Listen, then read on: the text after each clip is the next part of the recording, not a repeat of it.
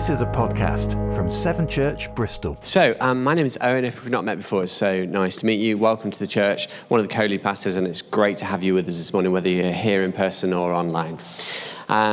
This morning I was just mindful when I was up, just after I'd had my breakfast, that that song, Turn Your Eyes Towards Jesus. You know that song? Turn your eyes towards Jesus. And I was just like, it was just a great line for capturing where I was at this morning. It was like, yeah, I've not really turned my eyes towards Jesus. I'm not really giving my focus to Jesus. And it was just great to do that. So I just picked up my phone and I opened my journal app. I just journaled a little bit and just wrote down my prayers to Jesus. And it was just a great way of just reconnecting with Jesus, refocusing my thoughts on Jesus. And that's what we're going to do now. If you've not feel like you've already done that this morning already, we're going to turn our eyes towards Jesus again. And that's why we do this. This is why we gather together in this rhythmic, routine way each week, to give ourselves that kind of sense of pace and rhythm in our lives where we turn our eyes towards Jesus. Why? Because the sense of Jesus being in our lives is such an important thing for many of us. I know for me, my life would not be what it is without Jesus making his presence felt in my life. I would not be the person I am without that. I would be a very different kind of person in some ways. I often feel that my confidence is all drawn from being loved by God and having the presence of God in my life. And so as we pause to reflect on Jesus, I pray this morning that you might know the confidence that comes from being loved by Jesus, the assurance and peace and hope that comes from being filled with his presence, not just in a theoretical way, but in a very real and present way. And so I just want to encourage you this morning just to seek God's presence, to ask him to make you feel that secure, make you feel confident, give you hope, give you peace, give you joy. And that is our prayer together this morning as we speak. So as I said, I'm just going to say a few words first of all, and then we're going to share a poem written by TS Eliot, and then we are going to lead you through a meditation on the story that we're going to read about this morning. And that story is the story of the Magi following the star to Bethlehem. Now, the American writer Mark Twain used to take great pleasure, I don't know if you know this, in highlighting the fact that in the year of his birth, Halley's Comet appeared. And it appeared for the first time in 75 years. Now, commenting on this in 1880, he predicted that he would die in the year that Halley's Comet reappeared in 1910. And in his autobiography in 1909, he wrote this: "I came in with Halley's Comet in 1835. It's coming again next year, and I expect to go out with it. It will be the greatest disappointment of my life if I do not go out with Halley's Comet. The Almighty has said, no doubt. Now here are these two unaccountable freaks. They came in together. They must go out together." Have you ever heard that? Isn't that great? And he did die that year. Yeah, that's exactly what happened. It's an often repeated phrase that an event is written in the stars. And in human history, people have always drawn links between the birth or coronation of a king and some astronomical event. There's a couple of examples I can give you. One of Rome's most formidable enemies, Mithridates, the king of Pontus, that's the area that we now call northern Turkey. In his propaganda, he made much of the fact that two comets had appeared, one on the occasion of his birth in 135 BC and one 15 years later at the time of his coronation. These, he claimed, heralded his divine greatness. And then in 44 BC, one that you may be more familiar with, during the games in celebration of Julius Caesar's life, a tremendously bright comet was visible in Rome, and it was regarded by the majority of the population as an indication that Julius Caesar had been received amongst the gods. History notes that Caesar Augustus, who was Julius's chosen heir, took it as a wonderful omen for himself personally and for his future career. In both of those stories, which are obviously ancient stories, a real celestial phenomenon appeared at the birth or coronation of a king and was regarded as a wonderful portent. So you'll no doubt therefore be connecting what I've just said to the star that appeared in the east that led the wise men, or the Magi, to Bethlehem. And we're going to read about this in Matthew 2, verses 1 to 12. So if you've got a Bible or you've got the app on your phone, you can open it up. Or, as you can see, Bern has put it up on the screen. Bern is this mythical figure that sits in the balcony that everyone refers to, but you rarely see. Anyway, let's do this. After Jesus was born in Bethlehem in Judea, during the time of King Herod, Magi from the east came to Jerusalem and asked, "Where is the one who has been born King of the Jews? We saw his star when it rose and have come to worship him." When King Herod heard this, he was disturbed, and all Jerusalem with him. When he had called together all the people's chief priests and teachers of the law, he asked them where the Messiah was to be born. "In Bethlehem in Judea," they replied, "for this is what the prophet has written. But you, Bethlehem, in the land of Judah, are by no means the least among the rulers of Judah. For out of you will come a ruler who will shepherd my people Israel." I just want to say that I think Herod, if I'd been Herod, I would have been speaking to the chief priests and teachers of the law and saying, "Why on earth didn't you tell me?" But then Herod called together the Magi secretly and found out from them the exact time that the star had appeared. And he sent them to Bethlehem and said, "Go and search carefully for the child. As soon as you find him, report to me, so that I may too go and worship him." After they had heard the king, they went on their way, and the star that they had seen when it rose went ahead of them until it stopped over the place where the child was. When they saw the star, they were overjoyed. And on coming to the house, they saw the child with his mother Mary, and they bowed down and worshipped him. Then they opened their treasures and presented him with gifts of gold, frankincense, and myrrh. And after having been warned in a dream not to go back to Herod, they returned to their country by another route. Very familiar story, right? So let me just dig around it a little bit, if that's okay, just to give us some more context. There is disagreement about what this star was. Some think it was the conjunction of Jupiter, Saturn, and Venus. Others think that it could have been a supernova. And others suggest compellingly that it was a comet, citing the rising of a comet in the eastern sky, its movement over a 12 to 18-month period to the southern sky, and the presence of a tail to the comet in the evening western sky, pointing to a house in Bethlehem as the Magi travelled from Jerusalem to Bethlehem. Matthew doesn't enlighten us as to why this star led them to the conclusion that Messiah would be born in Judea. But if we look back through the Bible, there are some important connections to these wise men. So it's not a story that Matthew would have plucked out of nowhere. This is a story that Matthew wanted to highlight. Matthew says that they came from the east, which to them would have been the great kingdom of Babylon. Most of the great empires that conquered Israel at that time, well, these generally came from the east. We think of the great Persian Empire, we think of the Assyrian Empire, we think of the Babylonian empires. All three of those empires dominated this area that we know of as Israel now. But one particular kingdom, Babylon, was a city, an ancient city. You've probably heard of the Lost Gardens of Babylon, is that right?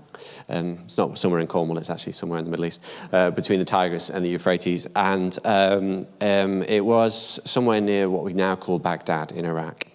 And it was the most powerful kingdom. It devastated Israel. And you'll know this because you've probably read about it in the Old Testament, how they devastated Judah, the southern kingdom. They devastated Jerusalem, and they carried off all of the Jewish leaders and educated elite off into exile back to Babylon.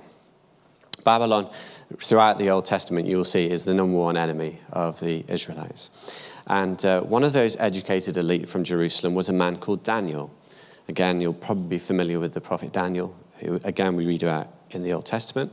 And Daniel spent most of his adult life in Babylon and rose to a position of power and influence. The queen of Babylon, who is recorded in Daniel 5, verses 11 and 12, says this regarding him. This is Daniel 5, 11 and 12. "There is a man in your kingdom who has the spirit of the holy gods in him. In the time of your father, King Nebuchadnezzar, he was found to have insight and intelligence and wisdom like that of the gods. Your father appointed him chief of the magicians, enchanters, astrologers, and diviners. He did this because Daniel, whom the king called Belteshazzar, was found to have a keen mind and knowledge and understanding, and also the ability to interpret dreams, explain riddles, and solve difficult problems." So that's how they regarded Daniel. The queen of Babylon thought he was amazing. And so he was appointed the chief of magicians and astrologers and diviners because he was able to interpret the king's dreams accurately and evidently was the most trusted wise man in the king's circle. I have no doubt in my mind, you may think differently, but I have no doubt in my mind that Daniel would have made every effort to teach the Babylonian astrologers the history of Israel and all of the Hebrew scriptures. He would have had a keen mind. He would have known the Hebrew scriptures. And certainly Daniel's words exist to this day in the Old Testament scriptures, but would have likely formed part of the Babylonian texts as well. Why do I say this? Because these three wise men were descended from that group of people in Babylon. And they would have been very familiar with Daniel's writings, I think, especially his prophecies about the Messiah. You might be surprised to know that in Daniel, the book of Daniel, it contains more prophecies about the arrival of the Messiah than any other prophet in the Old Testament. Really interesting that, because we don't generally quote Daniel very much when we get to the time of Christmas. In Daniel 9, the same angel Gabriel, who Matthew describes as visiting Mary and Zechariah to foretell the birth of Jesus, also visits Daniel and tells him that for a period of almost 490 years, from Daniel's point in history, that Israel will be dominated by other nations. But after that, Daniel, it says, God will send someone to rescue the Israelites, a Messiah. I'm just going to read that to you. Daniel 9:25. Now listen, it will be, this is Gabriel speaking, it will be 49 years plus 434 years from the time the command is given to rebuild Jerusalem until the anointed one, that is the Messiah, comes. Written in Daniel. Now it appears that Daniel's prophecy about the birth of the Messiah amongst the Jews meant enough to these Babylonians that they made a 700-mile journey on camelback to visit this Messiah. It's a fantastic story that is so deeply embedded in our understanding of the birth of Jesus that, like me and Claire, you've probably got little wise men statues at home, have you? We've got a few sets. They all come out at Christmas. And of course, the wise men are the grandest. They've got crowns on their heads and there's gifts that they carry.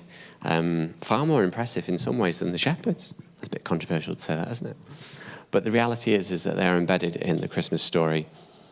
And yet, when just turning our attention back to what Matthew said, when we read the story that Matthew describes, actually, there's a grittiness in the story as well. Okay, this is not all kind of celebration. It's not all fantastic news. Okay, there's a grittiness in the story. Before the baby is a few days old, his life is already under threat. Mary and Joseph escape with their newborn son to Egypt, and the Magi escape back to Babylon, away from the murderous Herod. And there's a grittiness in this story that the poet TS Eliot highlights in his poem, The Journey of the Magi. And so what we've done is Byrne, the mythical Byrne, has put together a little retelling of The Journey of the Magi, written by T.S. Eliot. It's actually, the voice you'll hear is T.S. Eliot's voice, and the images Byrne has put together for us to communicate something of the grittiness of this poem that reflects the grittiness of this story, The Journey of the Magi. So we're going to watch that, and then we're then going to turn our thoughts to a contemplation, to contemplate ourselves in the story of the Magi. So Byrne, if you want to play that.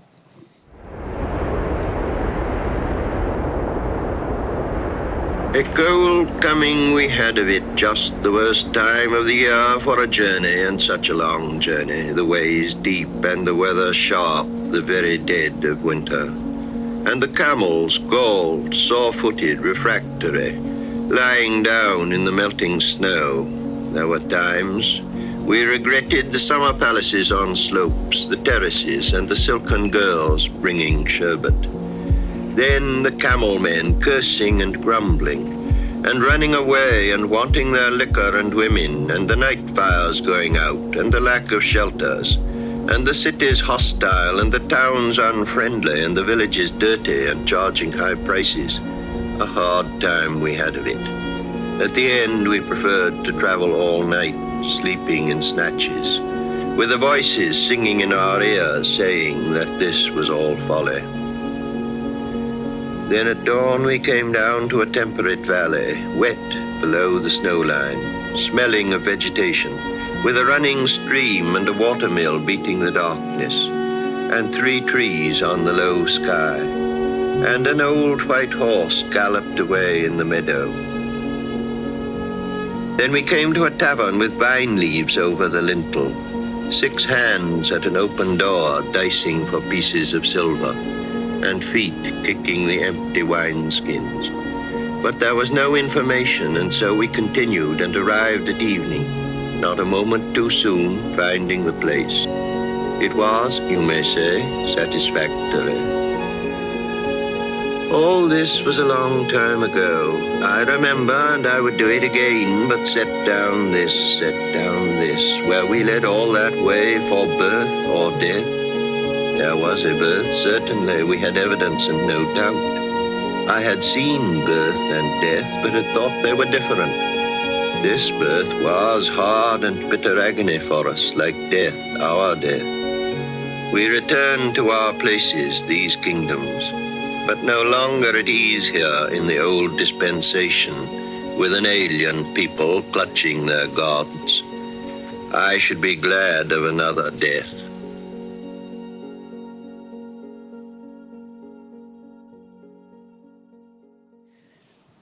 TS Eliot was a man who encountered Jesus himself, and for him, the transition from his old life to this new life in Christ was like a birth and a death, and he reflects that a little bit in his poem about the journey of the Magi. And I do think as we now turn our attention to contemplate this story in more depth, there may be something for you about that grittiness of the story that relates to your story, that the story of Jesus being born also involved something of death as well.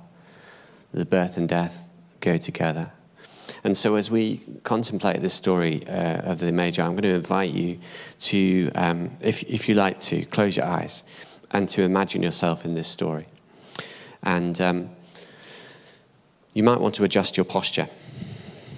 Maybe you're sat on the edge of your seat a little bit, and you're kind of just on the edge and your body's quite tense, holding that position. So you might just want to relax your arms and your legs. Feel the seat against your back. Adjust your breathing. Maybe just take a nice, gentle, deep breath. Just allow your body to relax and become aware that you are not alone. That the Spirit of God inhabits every breath you take. As you breathe in, you might just imagine yourself breathing in the Spirit of God.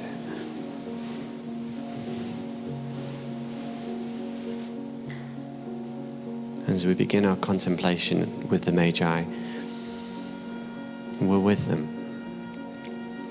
Maybe imagine yourself that you have come with them too.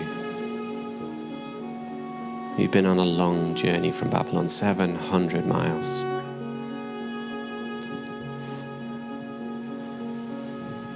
What has that journey been like?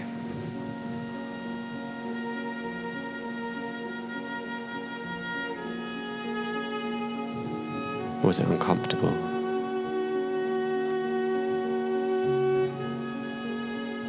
Where did you stay?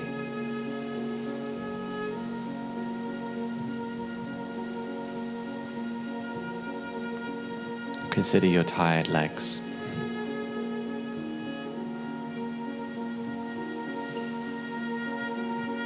The weariness of the walking. The movement of the camel underneath you.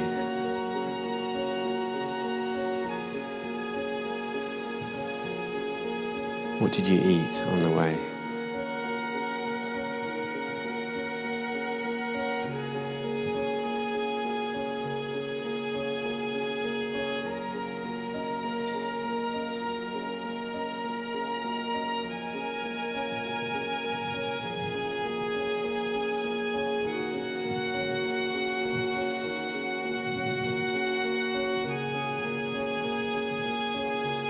Have you had a lot of time to think on this journey?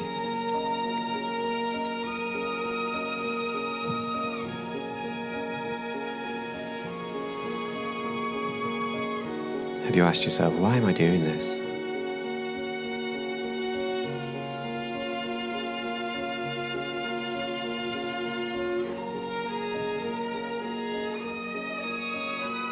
What are you hoping to find?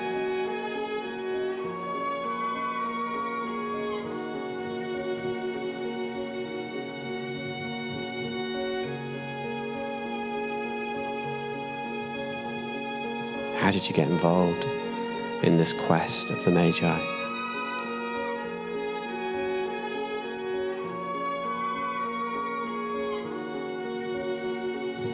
What was going on in your heart?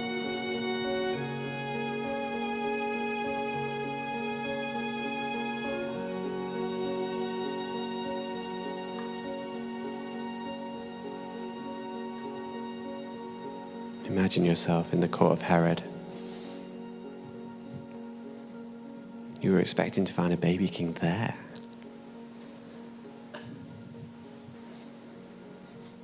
What was Herod's face like when you told him why you were here?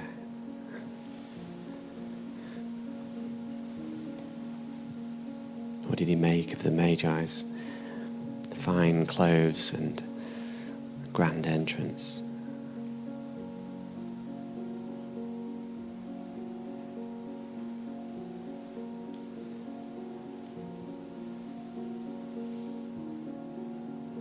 Is their response chaotic? Did you see any fear in his eyes?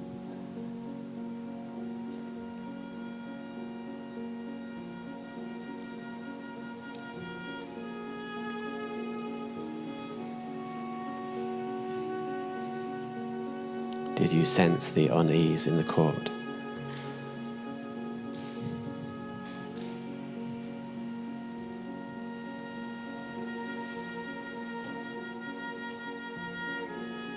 Did you believe him when he said, "Come back and tell me where the baby is so that I too can go and worship him"?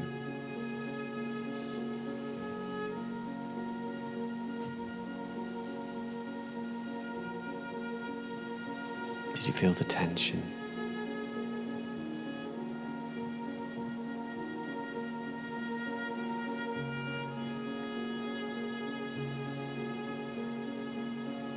And as you continued the journey, that short distance from Jerusalem to Bethlehem, you're up in the hills, the skies are clear, and that star is still in the southern sky.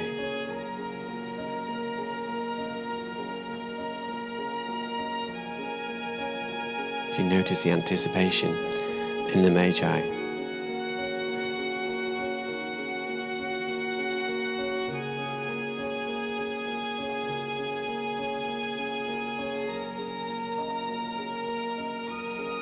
You go from door to door asking for a baby. Is there a baby?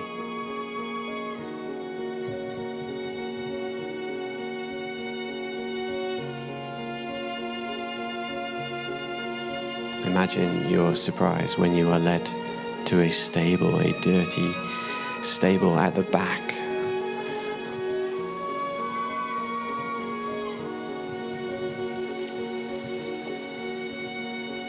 How does that moment unfold?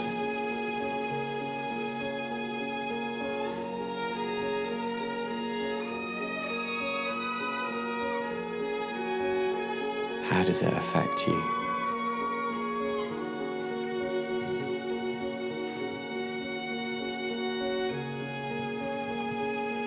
Are you surprised to see a couple of teenagers? Mary and Joseph, they're called. How do they look?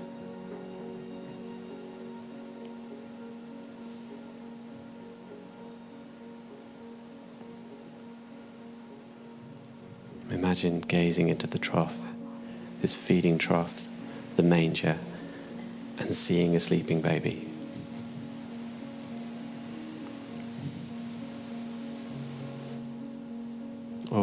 of God manifest in this sleeping baby.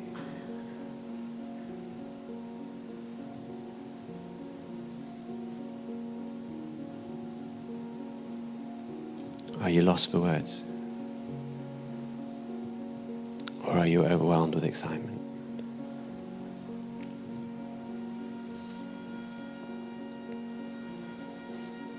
The Magi appear to be. They're already down on their knees. Their fine gowns and linens and cloths, muddied by the straw and the mud on the floor.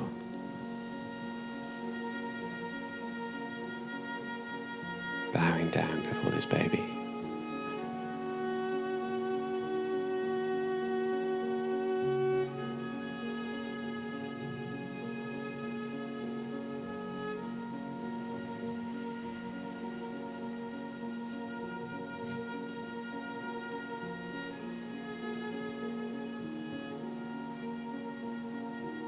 What do you do?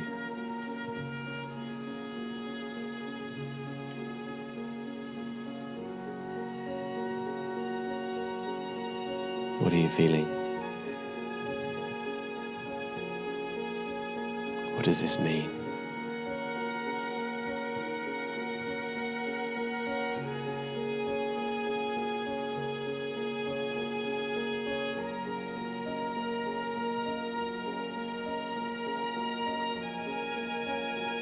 How will this encounter with this baby king affect your life?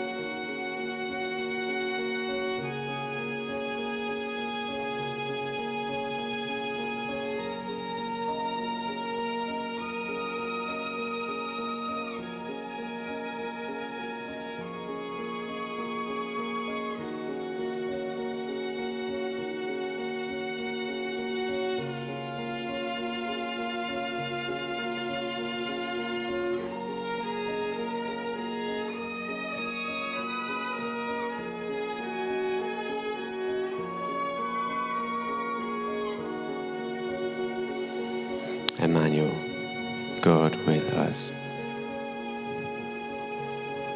in the most surreal way possible, in a baby born in a manger.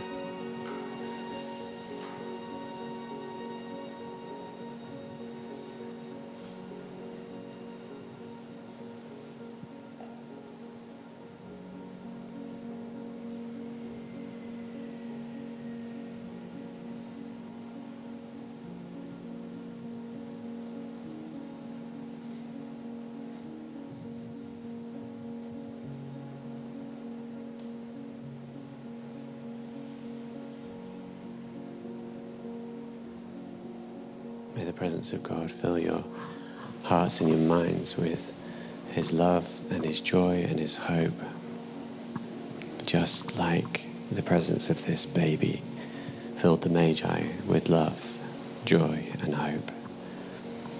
May our lives never be the same again.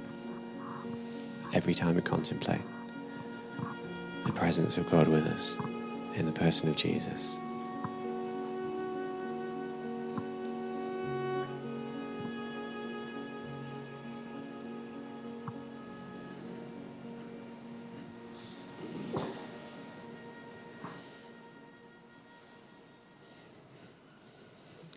And as we do on a routine basis now, we're going to physically eat some bread and drink a little bit of juice as a symbol of the presence of God with us.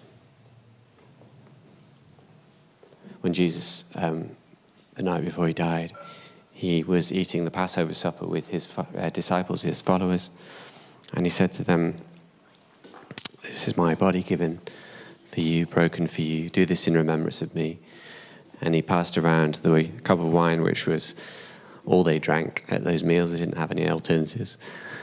He passed the wine around, red wine probably, and he said, "This wine, drink this in remembrance of me. This is my blood shed for you." He was obviously predicting his own death and his resurrection. And as we celebrate this, what we call the Lord's Supper now, There's two types of bread. I think one is one gluten free. Yeah, the brown. There. Oh, it says there. So gluten-free bread and gluten-full bread. As we eat the bread and drink the juice, which is non-alcoholic juice, grape juice, let it be a celebration for you of the resurrection of Christ, which gives us the hope that we have as Christians. We have hope because of the resurrection. And may the love of God, which transcends all understanding, the peace and the love of God that transcends all of understanding, fill our hearts this morning as we take part in this physical act of remembrance and celebration. And so we'll do that now, and then I'm just going to invite you just to take that, eat it, and then if you've got kids, we're going to, upstairs, I'm going to just dissolve our service at that point. Please do go and get your kids. But if you'd like some prayer, maybe you've come this morning with a need that you just need someone to pray for you, then any of us who've been up here leading worship or leading the service today, we'd be delighted to pray with you. So come and find one of us, and we would just love to put a hand on your shoulder and pray the Spirit of God upon you. So please do take that opportunity. We'll put some quiet music on. Please do come and take freely as much as you want, and then go back to your seat. Okay, thank you.